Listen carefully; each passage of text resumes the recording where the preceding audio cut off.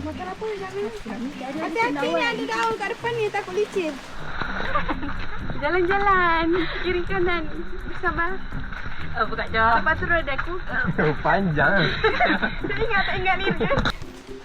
So guys, kita di permulaan. So agak mencabar untuk yang pertama kali, untuk yang permulaan ni. So kita orang memilih cuti satu hari, cuti hari Rabu ni dengan pergi hiking. Jalan-jalan. Nah, umur dia 30 naik bukit. Apalah sebenarnya kat contoh boleh je bila nak tunjuk. Sebab tu ada pakai baju wanjor. Ni nakkan nasi lemak. Sabarlah kejap. Laju pula. Ada ni. Kita berhenti minum sungai. Minum sungai apa? Kita berhenti tengok sungai je. Kurang air. Okey, ini kita panggil air daripada air mata air. Rata bang. Semak rambut Valley. Masuk aku. Kita akan baca ni. Up. Gunung, hutan dan alam liar. Dia akan selalu menghargaimu. Selama kamu menjaganya. Up. Kita dah sampai dekat sungai.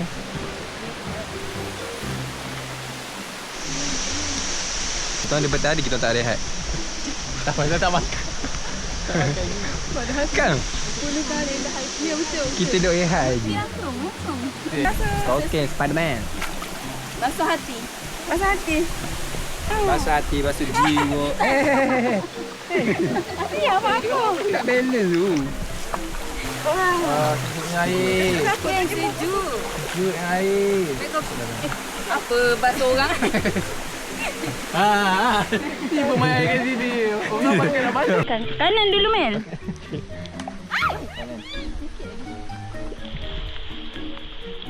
Oi, sikit tangan kiri ke? Ni.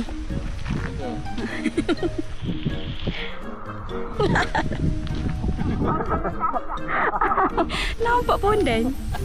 So guys, kita dah nak sampai. Setelah 5 kilo kita mendaki.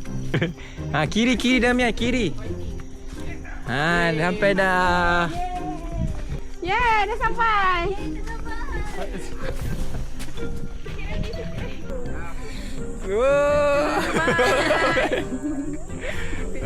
Terobot sangat. Ya Allah, jadi apa dah spaghetti aku? Oh, spaghetti. Spaghetti gepuk ke apa? Melampau beli spaghetti.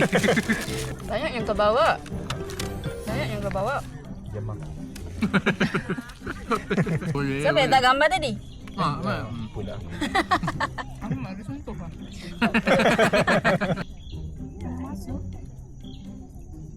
Nampak sudu je. Pihon tak nampak. Tak ni. Macam ni. Kenapa pula aku kat atas ni? Lama macam ni sikit, aku hati. Rasa macam merewang kat kampung.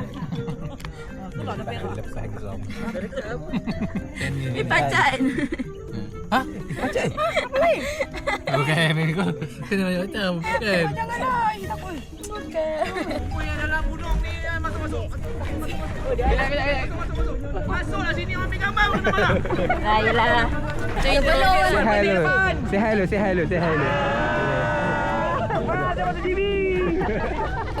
Kami mengucapkan selamat hari raya. Wih, canggih macam ni depan wih. Semua ni. Where you from sir? China. Oh, welcome to Malaysia.